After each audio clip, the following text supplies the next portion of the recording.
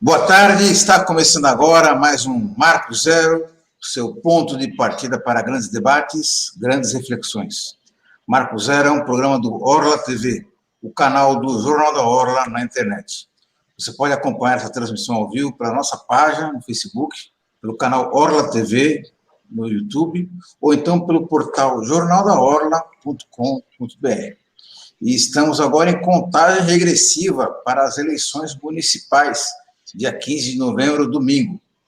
E nessa transmissão vamos buscar esclarecer uma série de dúvidas sobre a regra do jogo. Não vamos falar sobre pesquisas nem sobre candidaturas, mas sobre a legislação eleitoral, as leis que já estão vigorando e as mudanças nas leis que vão definir quem serão os próximos candidatos eleitos. E para ajudar nessa árdua tarefa, eu convidei dois especialistas, jornalistas e cientistas políticos.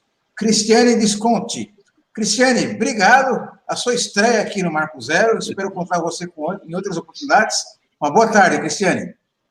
Boa tarde, Marco. Boa tarde, Fernando. Agradeço a oportunidade de a gente estar aqui conversando. Esperamos que essa live seja esclarecedora e muito produtiva para quem estiver assistindo. E também participa dessa transmissão ao vivo o jornalista, cientista político Fernando Chagas, a quem eu recorro toda vez que eu tenho uma grande dúvida. Chagas, obrigado pela sua participação, boa tarde. Boa tarde, um abraço a todos, pessoal, os internautas. Mas, Santana, talvez essa seja a última vez que a gente esteja fazendo uma live junto, porque o Brasil vai entrar em guerra com os Estados Unidos. Mas falando sério, né? A regra da legislação eleitoral, ela não é clara, né? Isso que nós vamos discutir. Exatamente. Bom, acho que a primeira dúvida que muitas pessoas têm, inclusive os candidatos ajudam a torná-la ainda pior, é com relação às atribuições dos integrantes do Poder Executivo e do Poder Legislativo.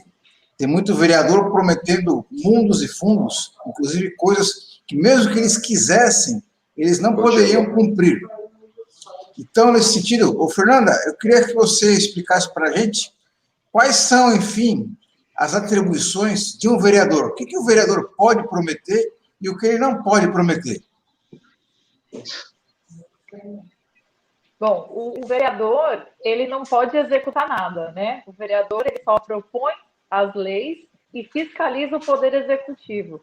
Então, o vereador não pode construir escola, o vereador não pode construir hospital, né? Nada disso é de competência do Legislativo. Como o nome mesmo já diz, é o Poder Legislativo que faz leis e fiscaliza, e que esse é um papel fundamental do vereador, que é fiscalizar o Poder Executivo, que muitas vezes aí também acaba passando, né? Mas que deveria ser cumprido. Então, quando você vota no vereador, você tem um representante que vai trazer ideias, vai propor leis para melhorar o seu dia a dia, mas ele não pode construir nada, não compete ao Poder Legislativo a construção de um hospital, de uma escola, etc.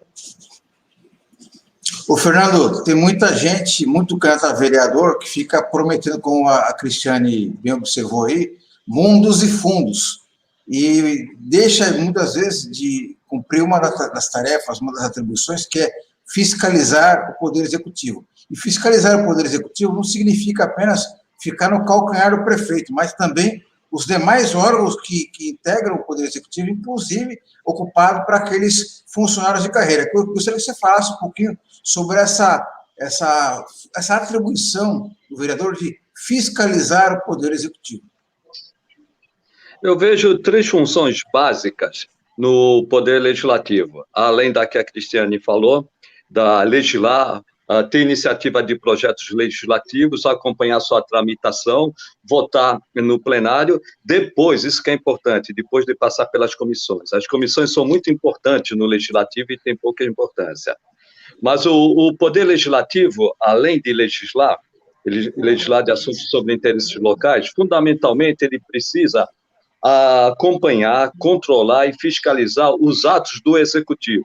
Os atos do Executivo são atos do prefeito, dos secretários e dos servidores municipais, já que nós estamos falando em termos de município. Como ele faz isso? Ele faz isso pedindo as informações necessárias para o executivo, pode até mesmo indicar a execução de uma obra, mas ele não pode fazer uma obra. E, fundamentalmente, ele precisa controlar e fiscalizar, analisar e julgar as contas municipais, anualmente, depois do parecer prévio do Tribunal de Contas do Estado, no caso de São Paulo, no caso de Santos, do Estado de São Paulo. Então, vejo, além dessa condição de legislar, fundamentalmente, ele precisa, sim, fiscalizar as contas. Como já foi dito, ele é um representante da sociedade. Quem representa a coletividade local é o vereador. E esse é o dever do vereador. Muitas vezes eu entendo até que é mais importante controlar, fiscalizar, acompanhar os atos administrativos do executivo do que, na realidade, propor leis complementares, leis ordinárias, ou mesmo emenda à lei orgânica do município. E um outro ponto que eu também gostaria de destacar, além de fiscalizar, controlar e acompanhar, ele também tem a função atípica do legislativo, de julgar as contas, como eu já disse, no processo de fiscalização, mas também julgar o prefeito por eventuais infrações cometidas na execução de suas atribuições, por meio de uma comissão especial de investigação, a chamada SEI, que pode levar até a cassação do chefe do executivo. Ô, Cristiane, muitos vereadores acham que a principal função deles é ficar concedendo homenagem, placa para cá, placa para lá, requerimento de congratulações, e não é bem isso, né? Que as questões de interesse público devem ser mais importantes do que essas homenagens específicas. Eu gostaria que você desse uma recomendação para o eleitor, como é que ele pode acompanhar o desempenho de um vereador, como é que ele pode acompanhar o mandato?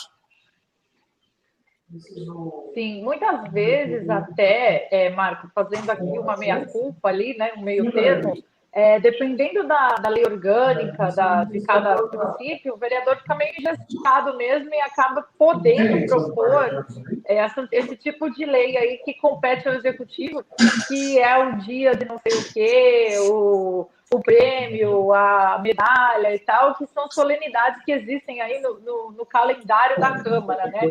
Mas é claro que o vereador pode e deve ser muito mais do que isso, né? A gente vê que, como o Fernando mesmo falou, da criação de 6 ou CPIs, as famosas CPIs, né? As comissões de inquérito, para investigar denúncias da população mesmo. A população, né, pode protocolar uma denúncia na Câmara, e a Câmara, sim, dá o andamento, e isso pode resultar na cassação do prefeito, se for comprovada alguma irregularidade de fato.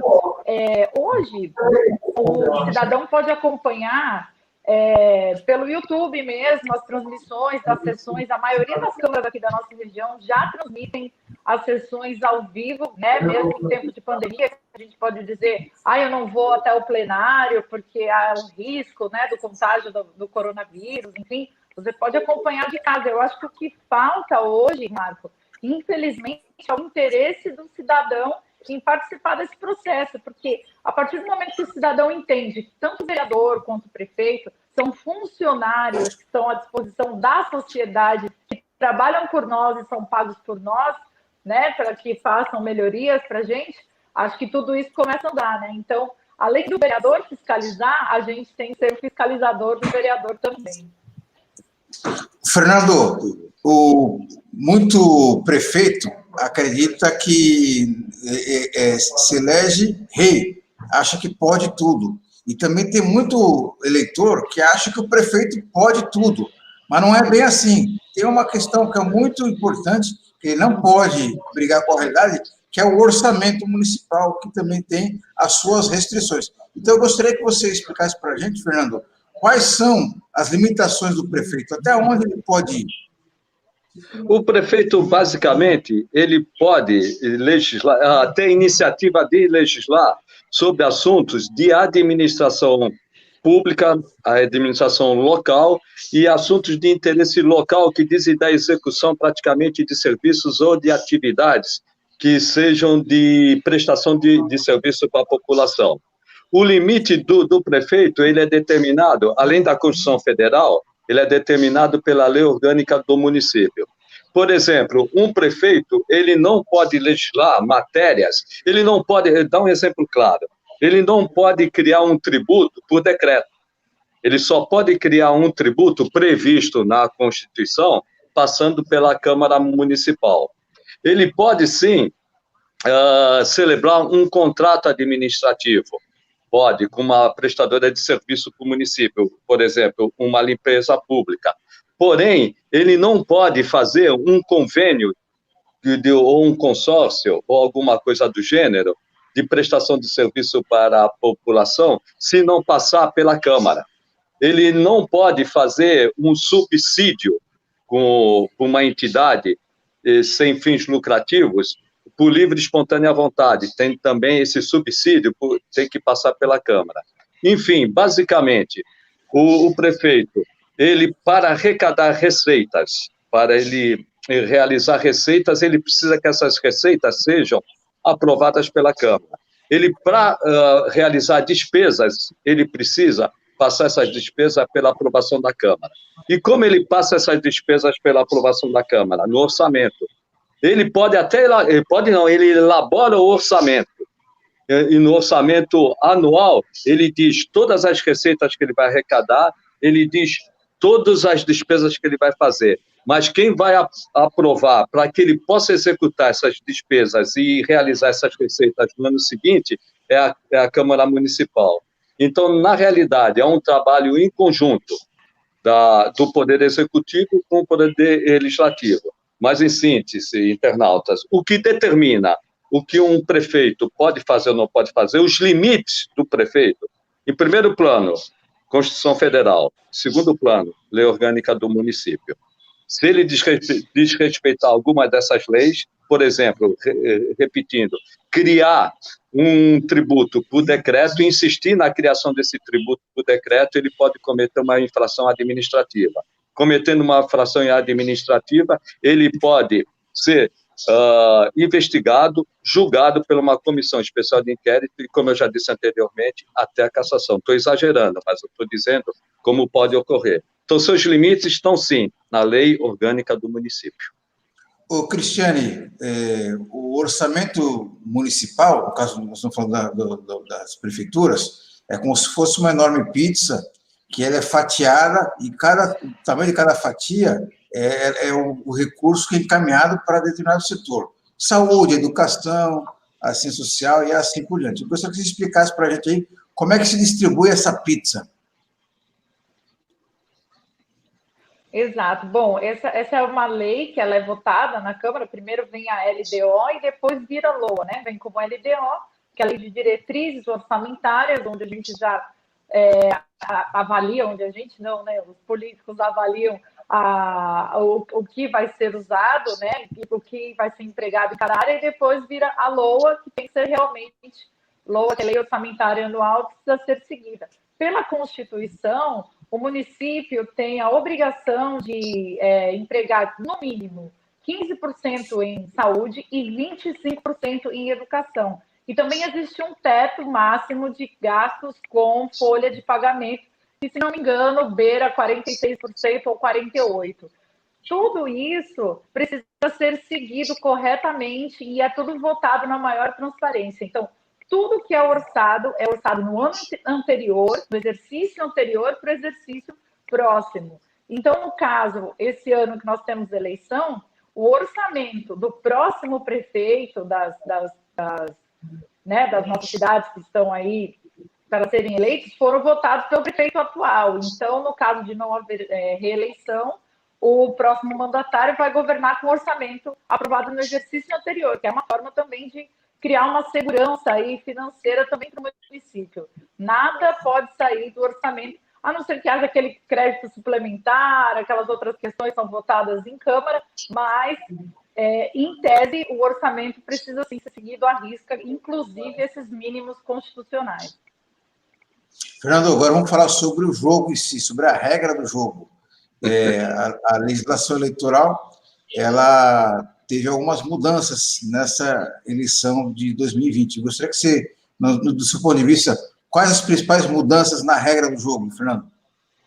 A principal mudança na regra do jogo foi o quociente eleitoral, né? Sem entrar no mérito se ela é justa ou injusta, a principal alteração foi essa. Mudou bastante formas de compor as chapas pelos partidos para a disputa e mudou principalmente a distribuição das cadeiras na Câmara Municipal de qualquer município. Isso eu acho que é a grande novidade, a grande dificuldade que nós teremos nessa eleição. Eu vejo que muitos partidos montaram a chapa com base na legislação anterior, sem tomar muito conhecimento do que pode acarretar esse novo cálculo do quociente eleitoral. Esse quociente eleitoral, se você quiser, posso até tentar explicar esse quociente, tentar isso que eu chamei dois especialistas aqui, que tem dois conceitos muito importantes aí, são complexos, que é o quociente eleitoral e o quociente partidário, que vão definir como vai acontecer a distribuição das cadeiras no Poder Legislativo entre os partidos, né? Fernando, vamos lá então, o que é o quociente eleitoral? Me ajude, Cristiane. Primeiro, tem o quociente eleitoral. Não, é o quociente eleitoral. Tem o quociente eleitoral. Vamos pegar o município de Santos. Pega todos os votos válidos, que são votos válidos, são os votos depositados na urna eletrônica, excluindo os nulos e os brancos. Portanto, votos nulos e votos brancos, para cálculo dos votos válidos, eles têm a mesma importância, não significam nada. Pega esses votos válidos, divide pelo número de cadeiras. Em Santos são 21 cadeiras. Vai resultar num número. Esse número, vamos dizer que em Santos seja de 10 mil, para facilitar. Vamos dizer que seja de 10 mil. E esses 10 mil vão ser divididos pelos votos válidos de cada partido. Então, os votos válidos de cada partido vai ser dividido pelo quociente eleitoral. Vamos supor, um partido que faça 25 mil votos, ele tem 2 cadeiras e tem 5 mil de sobras. Na legislação anterior, ele ia disputar as sobras com todos os partidos que passaram o quociente eleitoral. Quem conseguiu 10.001 votos, alcançou o quociente eleitoral. 3, 4 partidos na legislação anterior conseguiram superar esse quociente eleitoral. E esses 4, 5 partidos disputariam as sobras.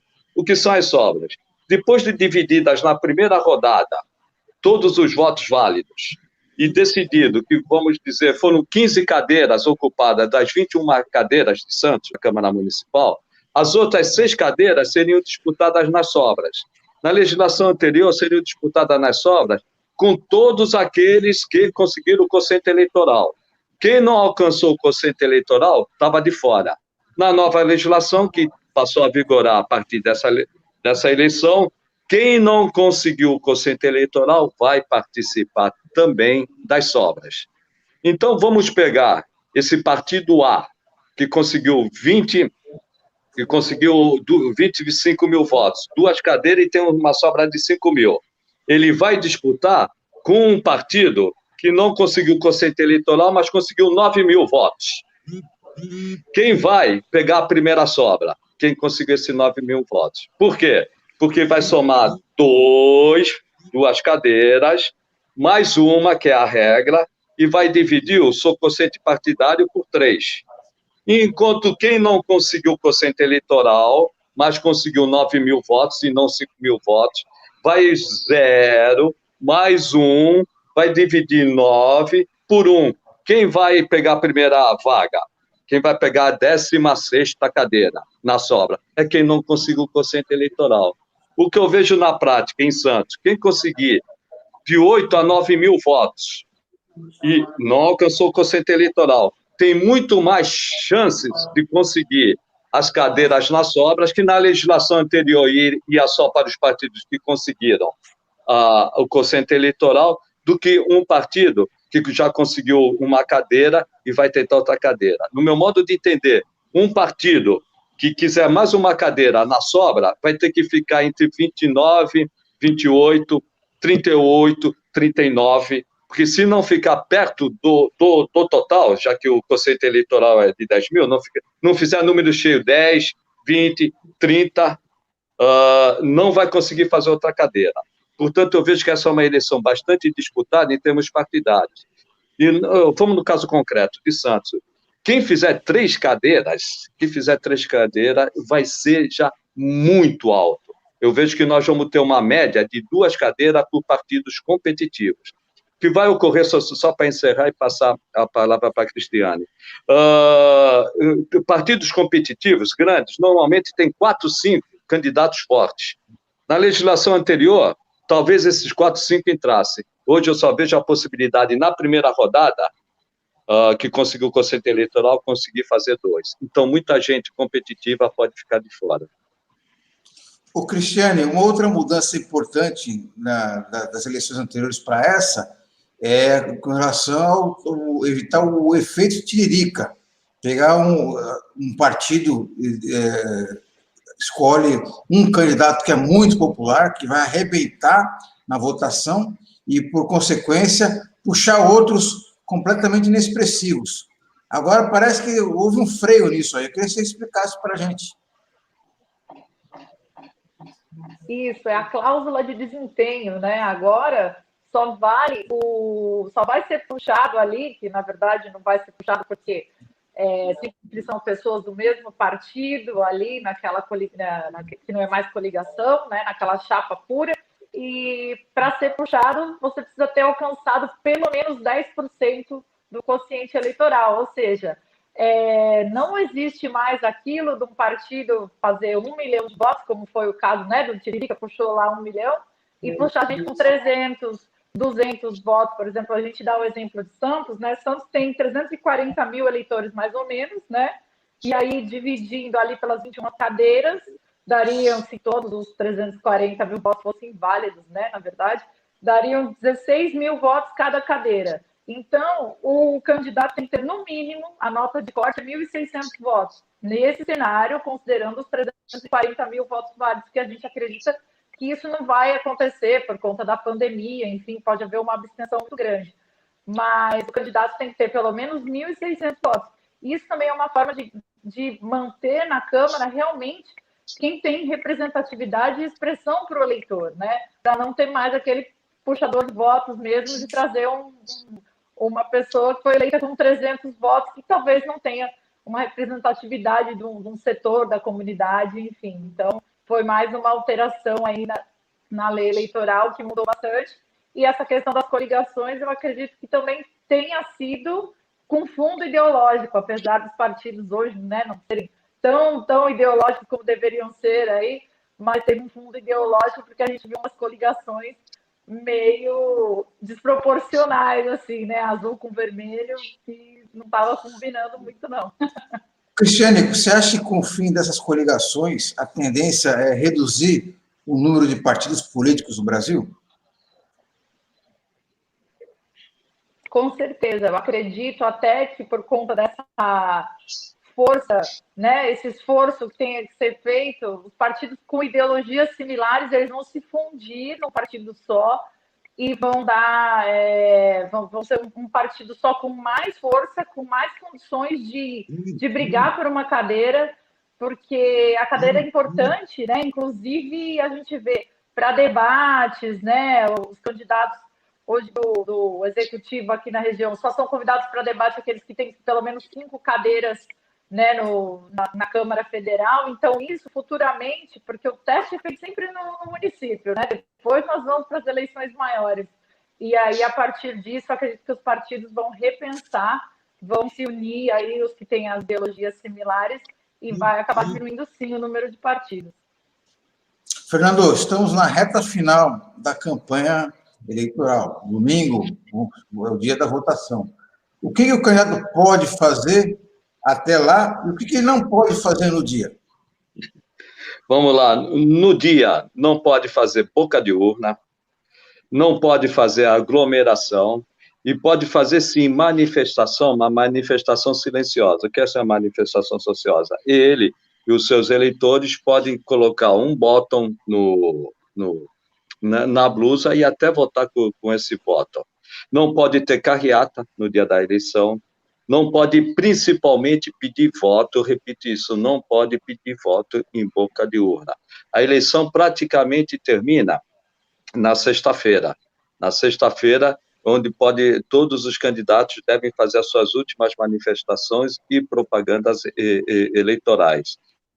Isto é para garantir, basicamente, porque não pode boca de urna, não pode aglomeração, não pode carreata, não pode comício no dia da eleição. Porque o eleitor ele tem que decidir a sua votação, o seu candidato, tem que escolher o seu candidato por vontade própria, pelo seu pensamento, pela sua forma de decidir, a sua forma de entender qual o melhor representante para ele no município. Portanto, ele, em tese, não pode sofrer nenhum tipo de influência. E a legislação eleitoral, que eu acho muito rigorosa, tem essa intenção, impedir que a votação de uma pessoa sofra influência de terceiros e acabe distorcendo a vontade popular. Só um ponto que eu acho muito importante agora, principalmente na pandemia. Na pandemia, as pessoas vão poder votar, porém, na questão da votação, elas vão precisar, isso é importante, e com máscara e álcool gel. Por que eu digo na máscara? A máscara é essencial, tanto na fila como na sessão de votação. Porém, há uma exceção, isso é importante, há uma exceção em que ela pode abaixar a máscara. Se o mesário tiver dúvidas sobre a fotografia, tem que levar um documento com fotografia, não necessariamente o título de eleitor e o RG.